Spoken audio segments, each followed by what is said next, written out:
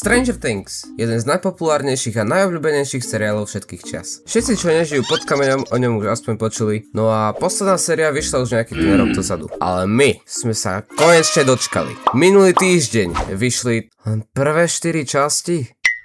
Ach, bože, zás len čakať. A tak som sa rozhodol, že sa pokúsim skrátiť to večné čakanie ako v rade na školský obed tým, že si urobím srandu z chýb v mojom najobľúbenejšom seriáli. Pričom neviem ani držať rovno kameru. Preto som len animovaný.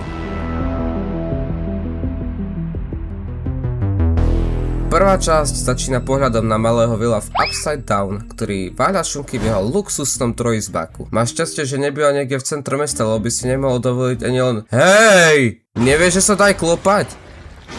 Will sa ale nedá a vylezie na tento obrovský strom. Demogorgon ho ale nájde a tak sa náš malý atlet úplne pri skoku na ďalší strom. Chrbtica minus, natiahnuté ramená a povedzte mi, že čo je toto za kvalitu batóha? Ja keď si chcem na mojom batóhu skratiť ramenka, tak ani za boha sa to nepohne. Ale Willovi to ide dokonca samo. A finišujeme zlomenými nohami a omdlením z jeho atletického výkonu. Demogorgon ho takto šlohne a donesie ho ku vekne, ktorý mu strčí do ústy jeho dlhú hadičku. To som myslel?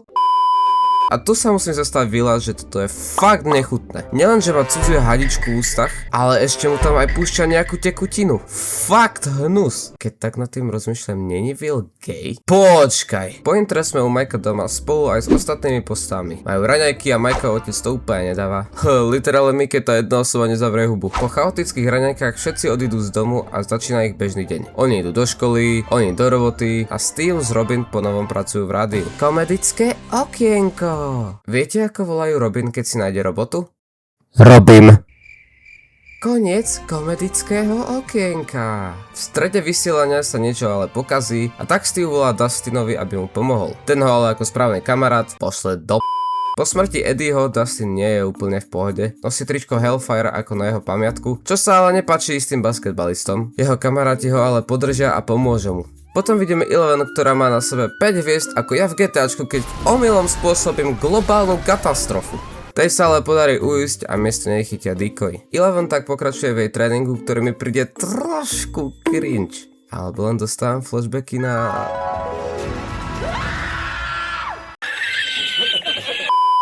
minutes 33 seconds. It's a new record. Ona s tým samozrejme nie je spokojná a tak chce ísť znovu, ale Joyce a Hopper ju chcú od toho odhovoriť. You're tired, you're gonna injure yourself. Reset it. Potom vidíme Murraya, ktorý vezie zásoby, mrk, do vysielacej veže. Steve a Jonathan z nejakého dôvodu majú medzi sebou beef o Nancy, pričom mi jasne chodí s Jonathanom, tak o čo preboha ide Steveovi? Murray v tých zásobách, mrk, mal nejaké veci pre naše postavy. Ale hlavne tam bol tento dôležitý list. Potom vidíme chlapcov, ako ohovárajú Dustina, že je čistý a tak, keď zrazu príde Dustin. A všetci poznáme ten pocit, keď osoba, ktorú maximálne ohovárate, sa zrazu spavne hneď kolo vás a neviete, že čo všetko počul a či vlastne čo počul. A musíte to nejako uhrať. Tento trapný momentík vyruší ale Robin, ktorá pomocou vysielania v rádiu posiela našim postavám šifrovaný odkaz, ktorý všetci jasne pochopia. Ale čo mňa zaujalo na tejto scéne je, že Robin dokázala vymyslieť za tak krátky čas celý Yappington, aby dával zmysel a aby podal tie informácie, ktoré postavy potrebovali. A ja medzi tým tu mám problém pri písaní obyčajného scenára na toto video a to nemám žiadne slova, ktoré musím použiť. Naše postavy sú tak rozdelené na 3 týmy, kde plánujú celú ich misiu na základe informácií, čo im dala Robin a na základe toho listu. Pomedzi toho Will chytí vidinu na točiacu sa oblohu, ktorá bude podstatná neskôr. Potom sa presúvame do školy, kde sa Holly pozerá na oblohu na kolotoči. A vidíme, čo sa nám tu snažia naznačiť a že v tom ju vyruší tento sprostý tlustý fagan, ktorý vyzerá Kevin, čo spieva pesničky na TikToku, len tak asi o jednu chladničku ťažší. Učiteľka volá žiakov do triedy, kde si Holly všimne jej kamaráta. Tam ale v skutočnosti nestojí nikto. Presúvame sa opäť ku Eleven a Hopperovi, ktorá sa ho snaží presvedčiť, aby ju vzal sebou na misiu. On jej hovorí, že na to ešte nie je pripravená. Čo je klasická sračka od overprotective otca Hoppera. Kamo, sorry, ale kto je viac pripravený na vkradnutie sa do Upside Down? Eleven, ktorá vie doslova myknutím hlavy zabiť človeka, alebo 50-tník bývalý policajt s granátmi a jednou zbraňou. Potom vidíme Vidíme hada v Andyho skrinke, ktorého mu tam dal Dustin ako odplatu za roztrhané tričko. A ten sa dostal maximálnym právom. Ostatní sa mu tam smejú, hovoria, že je to len užovka. A čo? Je to fucking had. Vyzerá to hnusne, syčí to a má ho vo fucking skrinke. Nikto ho tam nečaká. Mne by si tam mohol dať aj toto. Odletel by som úplne rovnako. Hollynu mamu si zavolala učiteľka do školy kvôli tomu jej imaginárnemu kamarátovi. Mike je medzi tým na chodbe s Holly, kde ju uistí aj o tom, že monštra neexistujú a dáva jej toto.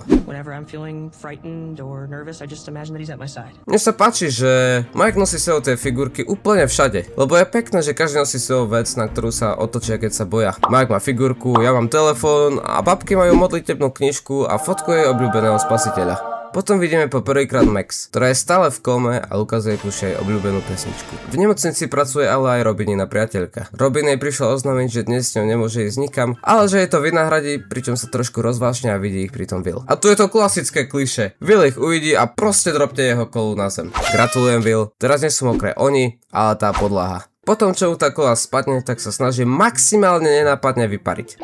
No dobre, nič sa nepovedal. Presúvame sa ku hrobu Eddieho, kde si ho prišiel uctiť Dustin. Jeho tam ale napadnú basketbalisti a vidíme krásnu bojovú scénu, kde Dustin robí čo len môže, aby ich porazil. Bohužiaľ, bol ale porazený. Potom sa stretávajú týmy a snažia sa kontaktovať Dustina, ktorý v takýto čas pekne spinká. Mike a Eleven sa rozprávajú, že Dustinovi je, Hopperovi je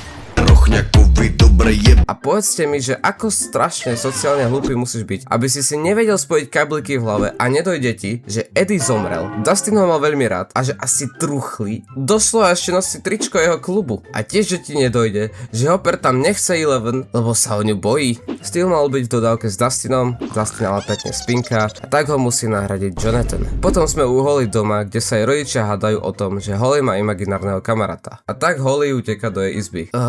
Myslím to, dievča nie je oca, jej otec nie je Holly, ani neuteka do izby, chápeme sa. Všetci sú už na mieste, Luke a Mike sledujú situáciu z veže, Steve a Jonathan sú v dodávke ready, Hopper je skrytý pripravený na misiu a zvyšok fandí. Po troške čakania vojak odchádza a tak sa Hopper dostal do dodávky a následne do Upside Down. Steve a Jonathan sledujú Hopperovú stopu pomocou vysielača, keď ich zrazu napadne Demogorgon. To mi chcete povedať, že armáda sa ešte nestretla s Demogorgonom? A aj keby, však na všetko z Upside Down funguje oheň, tak mi povedz, že prečo nemá nikto plameňomet? Hopper to isté. Jak môže ísť nepripravený do Upside Down? To je ako keď si išiel invadenúť mravenisko a nevzal si biolit, alebo keby ideš do školy v Amerike bez nepriestrelné vesty a helmy. Pomedzi to sa stala ale taká zaujímavá vec. A to, že Will mal vraj ďalšiu vidinu, mňa ale iba skôr príde, že mu niekto zapol buttplug na diaľku. Willovi bolo ale až tak strašne dobré, že z toho balo poistky vo veži a v dodávke. Will predsa len nemal zapojený buttplug a dozvedáme sa, že bol napojený na toho Demogorgona. Cipana, oni nemohli dať dlhšie mená tým postavám. No a že videli, jak ten Demogorgon ide zaútočiť na dom, kde býva Holly. Nancy a Eleven ich idú zachrániť, keď v tom... No, dajte mi vedieť, či sa vám páčilo, dajte like, odber a môžete sa tešiť na ešte minimálne 3 ďalšie videá zo Stranger Things v takomto duchu do konca roka.